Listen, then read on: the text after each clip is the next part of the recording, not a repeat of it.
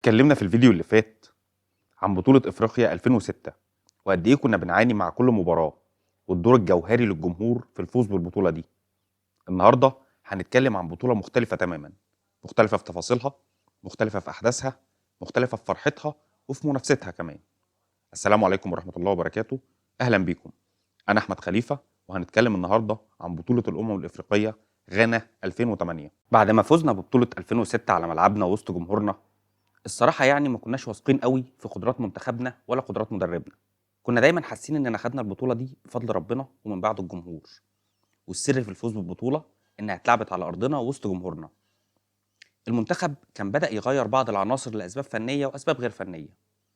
من الأسباب الفنية هبوط نسبي في مستوى إبراهيم سعيد اللي كان بيلعب أساسي طول بطولة 2006 في مركز الليبرو، واستبداله بهاني سعيد لاعب الإسماعيلي اللي راجع من رحلة احترافية مبهمة، مش واضح لك هو نجح ولا ما نجحش ولا ايه القصه بالظبط. واسباب غير فنيه زي دخول سيد معوض في مركز الباك الشمال بدل المرحوم محمد عبد الوهاب بسبب الوفاه المفاجاه اللي حصلت له سنه 2006.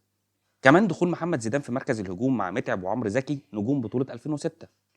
رايحين البطوله واحنا على الله حكايتنا، مرعوبين وفينا جزء صغير كده من الامل، بس يعني بنقول يا مسهل. مجموعتنا تقلقك بس مش مجموعه الموت. يعني مصر كان معاها السودان وزامبيا والكاميرون. منطقيا يعني مصر هتتأهل تاني بعد الكاميرون، والموضوع مش صعب قوي. اللهم احتمالية شوية رخامة من زامبيا اللي منتخبها بدأ يبقى له اسم في الكورة بعد اختفائها فترة كبيرة قوي، وبالتحديد من بعد منتخب كلوشا بواليا. بس عندهم منتخب مقرف وعامل نتائج مش بطالة، فهو القلق كله هيجي من زامبيا عشان هتنافسنا على المركز التاني، وده طبعا عشان المركز الأول محجوز للكاميرون منطقيا وعقليا وجغرافيا وأي حاجة فيها إيه. وبالنسبة للسودان فهو برضه منطقيا أضعف فرق المجموعة، رغم إن كان فيها كلام شوية عشان كان منتخب السودان وقتها معظمه من لعيبة الهلال والمريخ اللي كانوا في الفترة دي متألقين قاريا وعاملين نتائج محترمة جدا في دوري أبطال إفريقيا. القرعة مش هتخدمك قوي لأنك هتبدأ البطولة بالكاميرون المرعب المخيف الرزل الرخم قوي. يعني أنا مش عارف أبدأ لك منين في حوار منتخب الكاميرون ده وأوصل لك إزاي مدى الرعب اللي كان عند الجمهور المصري من المباراة دي. الكاميرون بقيادة سامويل إيتو، جيريمي، إيبالا، أتوبا، سونج والحارس كاميني. بدأت البطولة بخوف شديد الصراحة، رغم إن المنتخب بعد 2006 عمل نتائج مش بطالة زي الفوز بالبطولة العربية في 2007. بس برضه مش ده اللي يطمنك ويحسسك إنك رايح تنافس على بطولة فيها منتخبات زي الكاميرون والكوت ديفوار ونيجيريا وتونس والمغرب والسنغال. بس اللي حصل وقتها شيء عجيب جدا وبالنسبة لي ملوش أي تفسير. بداية البطولة مع الكاميرون كانت مبهرة وغريبة وما تتصدقش. انت بدأت الماتش ماسح بالكاميرون بلاط الاستاد من أول ما الحكم صفر صفارة البداية، وانت بتلعب بكل روقان وهدوء، بتنقل كورة وبتروح على الجول لحد ما جت الدقيقة 13 وقدرت تاخد ضربة جزاء ويدخل حسني عبد ربه ويحطها، فانت تفرح فالحكم يعيدها، تبدأ أعصابك تتوتر تاني، يدخل حسني تاني ويحطها في الجول عشان تتقدم 1-0 في أول ربع ساعة. بداية فوق المثالية بشويتين تلاتة. تسكت؟ لا، تكمل بنفس طريقتك وبكل هدوء، ومن أول هجمة مرتدة بعد الجول وبالتحديد بعده بدقيقتين في الدقيقة 16 يعمل زيدان 1-2 عالمي مع عماد متعب ويروح انفراد ويحطها بكل هدوء ورزانة ومعلمة على يمين كمين، وبرضه نكمل استحواذ وهدوء واللعب بروقان ونقل الكرة بكل سهولة والوصول بأسهل الطرق للمرمى طول أحداث الشوط الأول.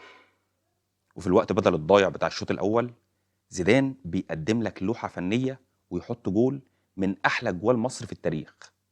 بيستلم على صدره قدام منطقة الجزاء، يتمرجح ويحط وش رجله تروح في مقص ضيقة. جول عالمي، ولو ما شفتوش ادخل شوفه هتتبسط، ولو شفته ادخل شوفه تاني هتتبسط برضه. انت بتنهي الشوط الأول قدام منتخب الكاميرون اللي كنت مرعوب منه وخايف تشيل سكور وشكلك ما يبقاش حلو كبطل يعني للبطولة دي في الدورة اللي قبلها، 3-0. فرحة غريبة بين الناس وكله حاطط ايده على قلبه وبيقول يا ترى هنعمل ايه في الشوط التاني؟ معقول نكمل ونكسب سكور ولا هنرجع ورا ونخاف ونديهم فرصة يرجعوا تاني في اللقاء؟ وبالفعل بدأنا الشوط التاني وبدأنا نرجع وسمحنا لهم يجيبوا جول في أول 7 دقايق، وبدأوا بعدها يمثلوا خطورة شديدة وتهديد عليك. وهنا بقى حسن شحاتة حس انه محتاج يستعين بحد يظبط له خط النص اللي اتاخد منه في الشوط التاني، وقرر يستخدم الورقة اللي ما بدأش بيها وسايبها الوقت زي ده، وهو محمد ابو تريكه، اللي نزوله قدر واحده واحده يرجع المنتخب للقاء. في الدقيقه 82 عمل اسيست لحسني عبد ربه عشان حسني يطلع صاروخ على يمين الحارس ويعلن عن الرابع لمصر. بعدها في الوقت بدل الضايع جالهم ضربه جزاء، دخل ايدته حطها عشان يخلص الماتش 4-2 في مفاجاه لكل جمهور الكوره مش المصريين بس. تاني ماتش كان مع السودان، والحقيقه ان الماتش ما كانش بالصعوبه اللي تذكر، وقدرت تفوز 3-0 بكل سهوله بدون اي تشكيل تهديد لمنتخب السودان على مصر طول احداث المباراه. كده انت ضمنت التاهل. اخر ماتش قدام زامبيا الاداء كان كويس وتقدمت 1-0 وفضلت متسيد طول الماتش، لكنهم قدروا يجيبوا جول في الدقيقه 88 عشان ينتهي اللقاء 1-1 وتصعد مصر اول مجموعه والكاميرون تصعد تاني. بتوقعك القرعه في دور الثمانيه مع انجولا، منتخب جديد نتائجه في التصفيات كويسه، وكمان قدر يصعد كاس عالم 2006 ويعمل مباريات مش بطاله قوي يعني. منتخب فيه اهم 2 لعيبه من الاهلي المصري، جilberto وفلافيو، اللي حافظين معظم لعيبه مصر. ورغم ان الاداء ما كانش احسن حاجه لكن ما كانش سيء، وقدرت تعدي العقبه دي وفزت 2-1 وتاهلت عشان تقابل الكوت ديفوار اللي انت خدت منها البطوله اللي فاتت على ارضك واتشطرت عليها في حتتك، ورايح لها ارض محايده عشان تعرفك مقامك بقى وتقول لك ما تعملش كده تاني. الكوت ديفوار في 2008 يا جماعه كان من اقوى المنتخبات في العالم نظريا، كان بيضم مجموعه لعيبه كلهم نجوم في فرق كبيره في اوروبا، فالموضوع صعب قوي. بدايه الماتش كانت صعبه، وبدا منتخب كوت ديفوار يضغط وسط تماسك من لاعيبه مصر وثبات، وبدات كمان تطلع وتعمل هجمات، ومن ضربه ركنيه تترد على حدود منطقه الجزاء لاحمد فتحي يحط وش رجله تخبط وتغير اتجاهها وتدخل الشبكه في الدقيقه 11 زي الفل. 1-0. ده باينهم هيعملوها ولا ايه؟ منتخب كوت ديفوار بدا يضغط عليك ويشكل خطوره، لكن تالق مش طبيعي لعصام الحضري بيقدر يحافظ على المرمى بصدات اعجازيه عشان يطلع المنتخب متقدم 1-0 في الشوط الاول.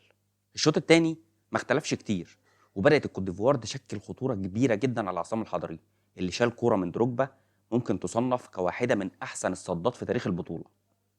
وفي الدقيقه 62 ومن ضربه ركنيه برضه قدر عمرو زكي انه يطلع ويحط فيها دماغه ويعلن عن الهدف الثاني للمنتخب.